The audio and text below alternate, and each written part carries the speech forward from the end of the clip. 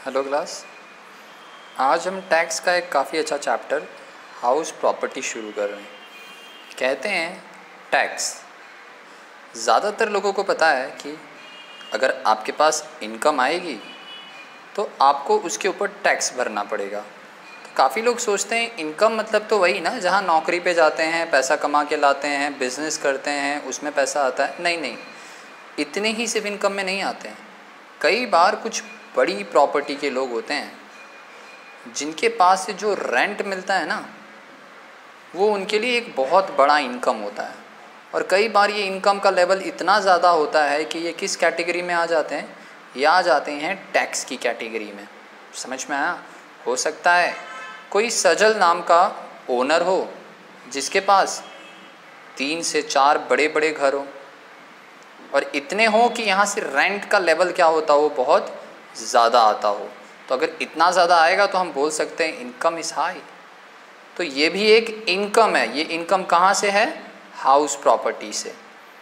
तो अगर इतनी ज़्यादा इनकम है तो इस पे क्या लगेगा? टैक्स लगेगा। लेकिन कितना टैक्स, कैसा टैक्स, वो हम डिसाइड करते हैं। आपको ये चैप्टर शुरू करने से पहले पता होना चाहिए किसको बोलते हैं असेसी। असेसी कई बार यहाँ पे उस पर्सन को कहा जाता है जो पर्सन, वो व्यक्ति है यहाँ पे जिसकी हाउस प्रॉपर्टी इतनी सारी होगी कि उससे एक बड़ा इनकम आ रहा होगा। और वो किस कैटेगरी में आता होगा? टैक्स कैटेगरी में। तो इसी के पूरे इनकम को हम एनालिसिस करेंगे और डिसाइड होगा कितना अमाउंट ऐसा है जिस पे क्या लगेगा? Tax.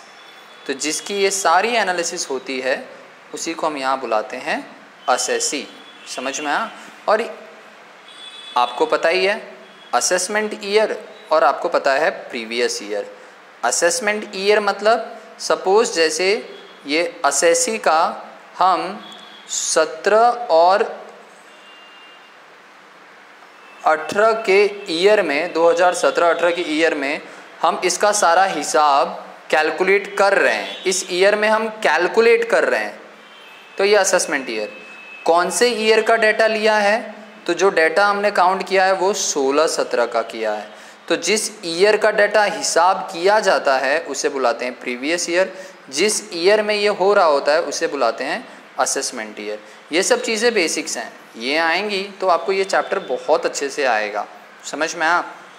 Income from house property, clear?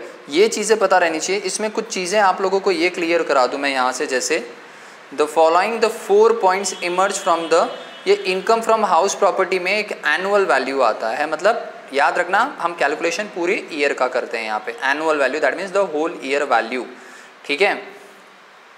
लेकिन किन किन चीज़ों को? Assessee must be the owner of the house property, मतलब वो सारे घर के ओनर कौन होना चाहिए? तो वो असेसी होना चाहिए। अब वो अगर खुद किसी और के घर में रह रहा है तो वो हमारा असेसी नहीं हो सकता। मतलब टेनेंट लोग असेसी नहीं होते हैं। जो मेन ओनर होता है प्रॉपर्टी की, ओनरशिप उसके पास होनी चाहिए। सपोज अगर मैंने किसी को घर संभालने के लिए दिया है तो वो ओनर नहीं होगा। सेकेंड, इनकम फ्रॉम जो लैंड अपार्टमेंट से आ रहा है टू द बिल्डिंग, वो भी टैक्सेबल है। याद रखना, ये लाइन याद रखना, इनकम फ्रॉम लैंड अपार्टमेंट। कई बार अपार्टमेंट भी आ जाता है तो लोग कंफ्यूज हो जाते हैं, तो याद रखना इससे भी इनकम आ रही है तो ये भी टैक्सेबल में ही आता है, ठीक है? दिया है the property should not have been used for own business. याद रखना, अगर आपका कोई घर है उसमें आप बिजनेस की तरह इस्तेमाल कर रहे हो तो वो इस इनकम फ्रॉम हाउस प्रॉपर्टी में नहीं आता। वो घर अगर आपने किसी को रेंट पे दिया है, समझ में आया? वो चाहे बिजनेस करे या कुछ भी करे, उससे फ़र्क नहीं पड़ता है। लेकिन अगर आप उसका इस्तेमाल अपने बिजनेस और अपने प्रोफेशन के लिए कर रहे हो तो उस पर टैक्स नहीं लगेगा। इसलिए इधर लिखा है the property should not have been used. मतलब अगर सजल की प्रॉपर्टी है और सजल अगर उसमें खुद से कुछ एसेट में अपना बिजनेस चला रहा है कुछ घरों में, तो उसे कंसिडर नहीं करेंगे हम इसमें, क्लियर? आपको ऐसा पेपर में आ सकता है लिखा हुआ कि उनका इतना प्रॉपर्टी है, 6 घर हैं, 2 घर में वो बिजनेस चला रहे हैं, तो हम यहाँ पे जो 4 घर बचेंगे उनकी ही इनकम देखेंगे। ये पॉइंट्स बहुत ज़रूरी हैं, ध्यान रखना। Income tax assessed on annual value. Income tax जो पूरा कैलकुलेट किया जाएगा किस पे किया जाएगा? Annual value, not on actual rent.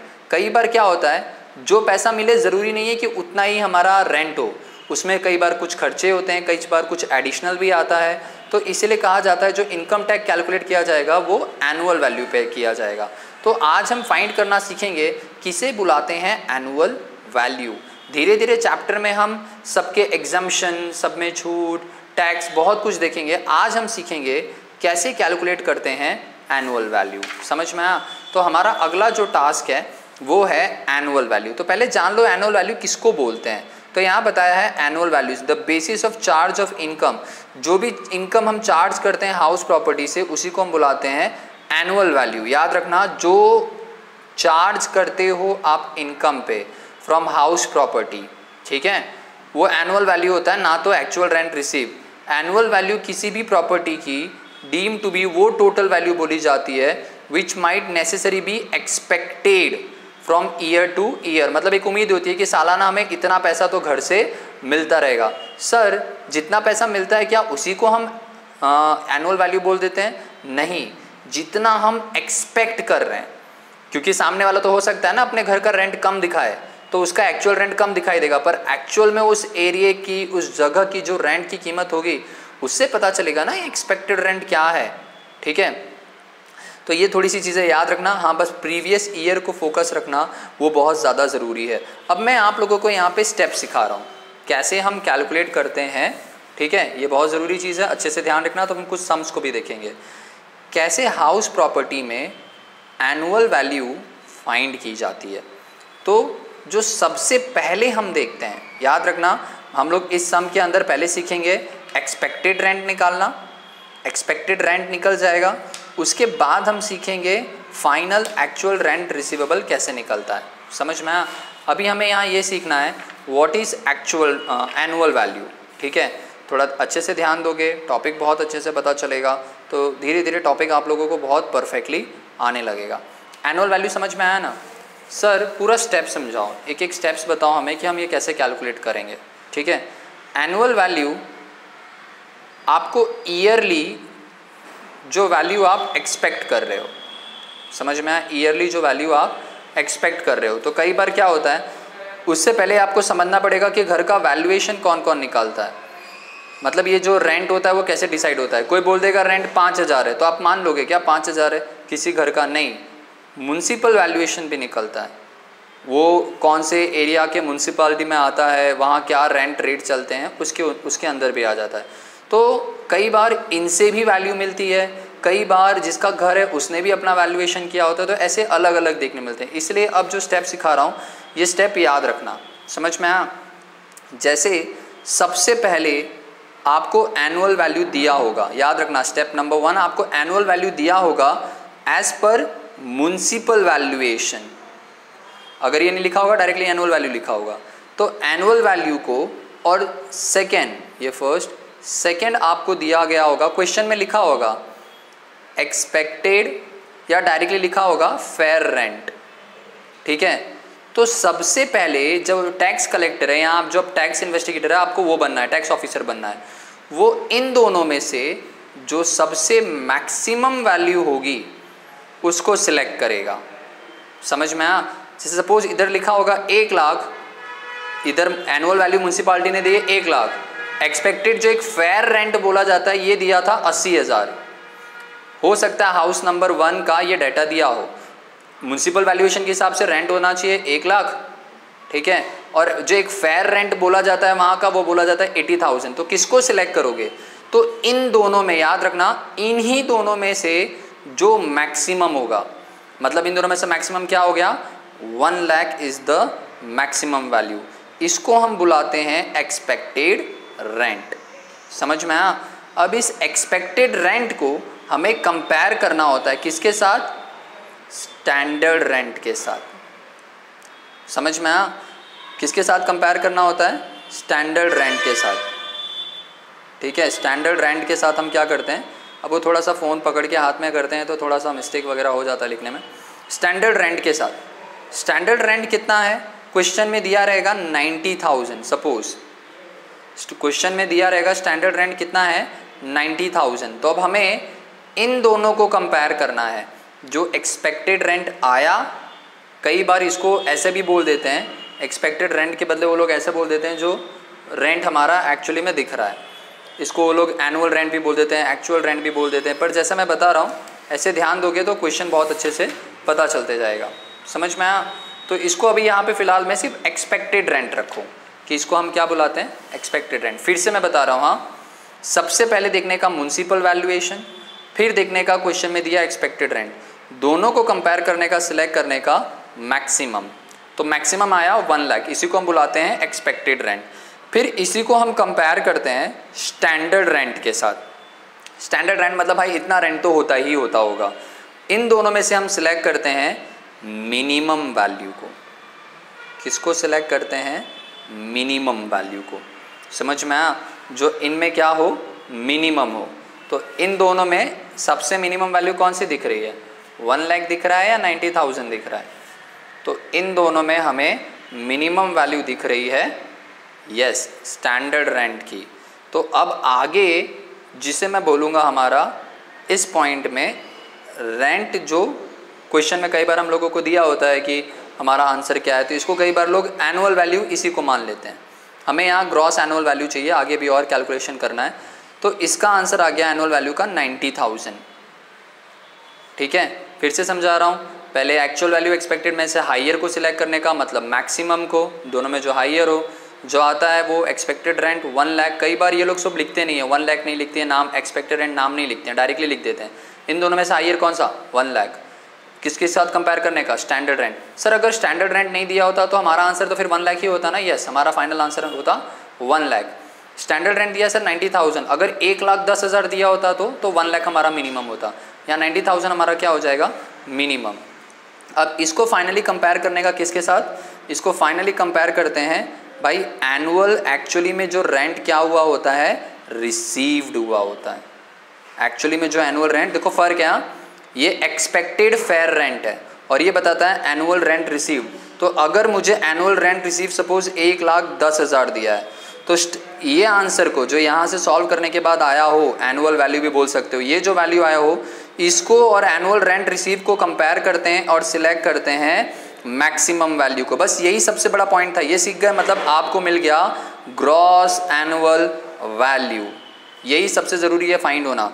तो 90,000 1,10,000 में हाइयर कौन सा है? 1,10,000 है। तो ये हो गया हमारा ग्रॉस एनुअल वैल्यू। एक बार मैं ऐसे बता दूं, फिर मैं सम पे लेके चलता हूँ आप लोगों को।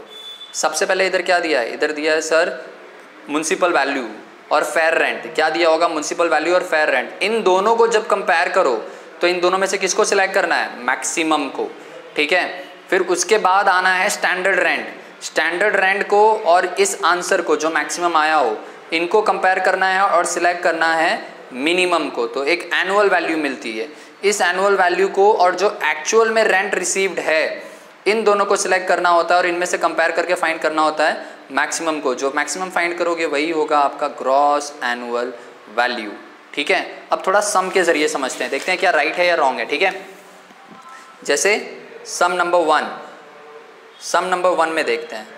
इधर दिया from the following gross annual value calculate करने को दिया है। 3 अलग अलग घर हैं, हाउस 1, हाउस 2, हाउस 3। हाउस 1 में लेट आउट का मतलब होता है रेंट पे देना, SO का मतलब होता है सेल्फ ऑक्यूपाइड, इसका मतलब आप खुद उस घर में रहते हो। दोनों बहुत अच्छे हैं, अभी हम आगे आएंगे, लेट आउट सेल्फ ऑक्यूपाइड पे आगे आएंगे। अभी यहाँ देखते हैं, पहले हम हाउस 1 की बात करते हैं, सिर्फ हाउस 1। म्युनिसिपल वैल्यू दिया है 90,000, है ना। फेयर रेंट दिया है 1,08,000। तो सबसे पहले किसको सिलेक्ट करते हैं? याद है ना, एक लाइन लिख दे रहा हूँ, मैक्सिमम, मिनिमम और मैक्सिमम। सबसे ज़्यादा बड़ा कौन होता है? क्लियर? माँ, है ना। सबसे ज़्यादा फ़ोन आज के टाइम पे कौन बिक रहा है? MI। और गुस्सा आ गया तो फ़ोन तोड़ेगा कौन? MA। माँ ही तोड़ेगी ना फ़ोन, इसलिए बोल रहा हूँ अच्छे से पढ़ाई पे ध्यान दो। तो याद रखना, मैक्सिमम, मिनिमम, फिर मैक्सिमम। इसीलिए सबसे पहले मैं म्युनिसिपल वैल्यू और रेंट को कंपेयर करूँगा। तो इन दोनों में कंपेयर किया तो मैक्सिमम कौन सा था? 1,08,000, है ना। अब इस 1,08,000 को किससे कंपेयर करूँगा? स्टैंडर्ड रेंट को। तो दोनों में से किसको सिलेक्ट करना होगा? मिनिमम वैल्यू को। तो मिनिमम वैल्यू होगी 1,01,250, है ना। तो पहले वाले का आंसर ये बन जाता है। इन दोनों में से मैक्सिमम को सिलेक्ट करेंगे, मिनिमम। सर वो एक्चुअल रेंट रिसीव तो दिया ही नहीं है। जैसा सर आपने इधर बताया था स्टैंडर्ड रेंट से कंपेयर करने के बाद ये नहीं दिया है तो ये आगे सॉल्व नहीं होगा, यहीं तक होगा मैक्सिमम और सिर्फ मिनिमम। ठीक है, तो यहाँ पे अगर आप देखोगे तो सबसे पहले इन दोनों में एनुअल रेंट में म्युनिसिपल वैल्यू में 90,000 है और फेयर रेंट 1,08,000 है। इन दोनों में से आपको सिलेक्ट करना है कौन सी वैल्यू मैक्सिमम है। तो देखो इस क्वेश्चन में फेयर रेंट ज़्यादा है 1,08,000, पर जब फाइनल आंसर की तरफ आओगे मिनिमम, पहला मैक्सिमम फिर बाद में इसको स्टैंडर्ड रेंट, याद रखना जब भी स्टैंडर्ड रेंट से कंपेयर करोगे तो मिनिमम वैल्यू कितनी है 1,01,250। तो पहले वाले का आंसर आ गया 1,01,250। अब सेकेंड वाले में देखते हैं, सेकेंड वाले में 1,20,000 और 1,00,000 ही है तो हम सीधा मैक्सिमम ले लेंगे, स्टैंडर्ड रेंट है ही नहीं तो हमारा फाइनल आंसर हो जाएगा 1,20,000। इसलिए हाउस 2 में देखोगे तो खाली मैक्सिमम वैल्यू 1,20,000 ही है। स्टैंडर्ड रेंट जो दिया नहीं है वहाँ खुद से मत लेना, सर मेरा 1,00,000 फेवरेट नंबर है ले लूँ क्या, नहीं तो फिर जो चेकर का फेवरेट नंबर होगा वही मार्क्स देगा वो। ठीक है, अब इसमें थर्ड वाले पे आते हैं। 1,00,000 1,50,000 कौन सा मैक्सिमम है, 1,50,000 मैक्सिमम है। स्टैंडर्ड रेंट के साथ कंपेयर करो, स्टैंडर्ड रेंट से कंपेयर करते हो तो क्या सिलेक्ट करते हैं मैक्सिमम या मिनिमम, पहले मैक्सिमम बाद में मिनिमम, तो मिनिमम क्या हो गया 1,00,000 या 1,50,000, तो 1,50,000 मिनिमम हुआ, इसलिए हमारा आंसर है 1,50,000। पता है रुक के स्टॉप लेके प्रैक्टिस करोगे तो ज़्यादा अच्छे से समझ में आएगा। सेकेंड क्वेश्चन में आते हैं, इसमें देखो एनुअल वैल्यू दी है 1,26,000, एक्सपेक्टेड रेंट दिया है म्युनिसिपल वैल्यू, और इन दोनों को कंपेयर करेंगे ना, पहले इन दोनों को कंपेयर करोगे तो क्या सिलेक्ट करोगे मैक्सिमम या मिनिमम, आकृति क्या सिलेक्ट होगा मैक्सिमम या मिनिमम, यस मैक्सिमम सिलेक्ट होगा, तो 1,35,000 मैक्सिमम वैल्यू। अब इसको किससे कंपेयर करते हैं, स्टैंडर्ड रेंट के साथ कंपेयर करते हैं 1,08,000, इनको कंपेयर करेंगे तो मिनिमम क्या हो गया 1,08,000, इधर दिया है एक्चुअल रेंट रिसीव, अब इनको कंपेयर करेंगे और किसको सिलेक्ट करेंगे मैक्सिमम को, तो बड़ी वैल्यू क्या है 1,42,000। तो मेरे इसका आंसर देख लेते हैं, पहले वाले का आंसर कितना आ गया 1,42,000 करेक्ट। सेकेंड हाउस में आते हैं, इन दोनों में से मैक्सिमम वैल्यू यस 1,35,000, इन दोनों में आएंगे मिनिमम वैल्यू कौन सी हो जाएगी 1,35,000, फिर वापस से 1,35,000 और 1,08,000 में कौन सा मैक्सिमम है, पहले मैक्सिमम, स्टैंडर्ड रेंट के साथ कंपेयर करना है तो मिनिमम, और final answer gross annual value चाहिए तो दोनों को मैक्सिमम, तो मैक्सिमम 135, तो देखो इसका भी आंसर क्या है 1,35,000। स्टेप टू स्टेप इन दोनों में सबसे मैक्सिमम क्या है 1,35,000, कंपेयर करोगे लोअर कौन सा है 1,08,000, इन दोनों में अब हमारा यही आंसर होना, जैसे मैंने बताया था ना वैसे स्टेप टू स्टेप लिखना तो आ जाएगा, कल से तो मैं लिख के पूरा करवाऊंगा, आज तो ईजी है आ जाएगा। इन दोनों को कंपेयर करेंगे और सिलेक्ट करेंगे मैक्सिमम 1,08,800, तो हमारा आंसर आ गया 1,08,000। अब यहाँ तक के तीनों सम, जिसको आगे का लेक्चर अटेंड करना है वो यहाँ तक के तीनों सम सॉल्व जो मैंने कराया, फर्स्ट सम और सेकेंड सम, दो सम जो मैंने कराया, ये दो सम अगर आप प्रॉपर फॉर्मेट में बना के लिख के सॉल्व करके सेंड करोगे तो ही कल से आपको नेक्स्ट लेक्चर का वीडियो मिलेगा। ठीक है, अच्छे से समझो, जो नहीं आए पूछ लेना। आज का सेशन यहाँ तक रखते हैं, कल फिर कंटिन्यू करेंगे। Thank you.